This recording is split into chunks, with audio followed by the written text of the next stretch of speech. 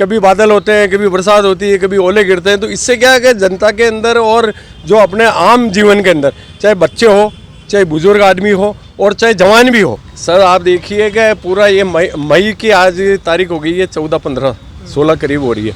अब आप देख लीजिए कुदरत है, और इससे मतलब क्या आशा करें कुदरत से कि भाई मई जून के अंदर तो गर्मी पड़नी चाहिए बहुत ज़्यादा, और अभी जो ये मौसम बार बार में बदल रहा है, कभी बादल होते हैं, कभी बरसात होती है, कभी ओले गिरते हैं। तो इससे क्या है कि जनता के अंदर और जो अपने आम जीवन के अंदर, चाहे बच्चे हो, चाहे बुजुर्ग आदमी हो और चाहे जवान भी हो, तो जो मौसम हर हफ्ते बदल रहा है ना, उससे बड़ी बीमारियां फैल रही है।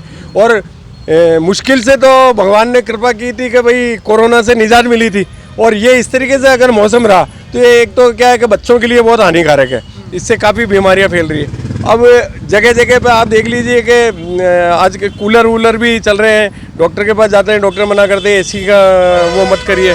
और आए दिन ये पहली बार देखा है हमने हमारी लाइफ में कि रोज़ाना विक्षोभ उभर रहे हैं और तूफान आ रहे हैं। रात को भी तूफान आया था, इससे काश्तकारों को भी नुकसान है, आने वाले काश्तकारों को भी बहुत नुकसान हो रहा है इससे। तो ये कुदरत की देन है सर, लेकिन अब इसमें प्रशासन तो क्या करेगा।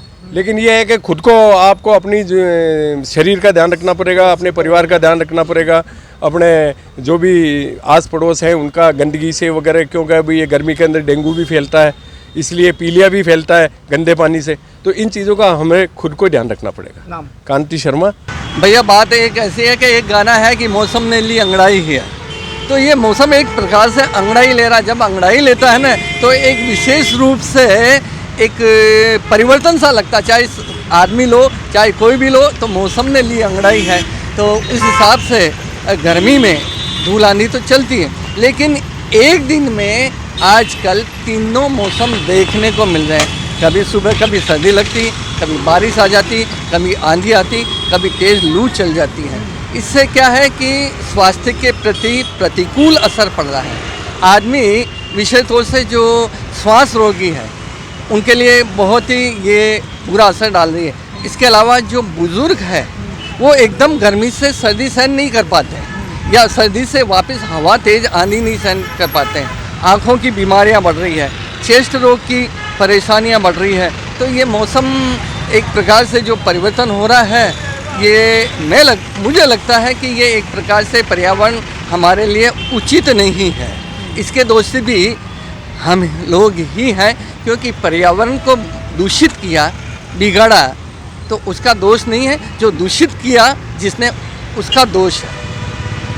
बचाव को लेकर अगर बात करें, बचाव को लेकर बात करें तो सबसे पहले पर्यावरण पे हमें ध्यान देना पड़ेगा। हालांकि सरकार खूब ध्यान दे रही हैं, स्वयंसेवी संस्थाएं वो भी समय समय पर ध्यान देती है, लेकिन होता क्या है कि वो केवल समय तक ही ध्यान दे पाती हैं, और हम लोग भी केवल कुछ समय के लिए अपने आप को प्रोजेक्ट करने के लिए हम ध्यान देते हैं। अगर बेहतर हो कि हम इसकी निरंतरता बनाए रखें, जैसा प्रकृति चाहती है, प्रकृति के प्रतिकूल चलें तो प्रतिकूल ही हमें उत्तर मिलेगा, और प्रगति के साथ चलेंगे तो प्रकृति का जो मूल रूप है वो उसी तरह से मिलेगा जिस तरह की पहले मिलता था, कि गर्मी में अच्छी गर्मी, बारिश में अच्छी बारिश और सर्दी के समय सर्दी मिलती।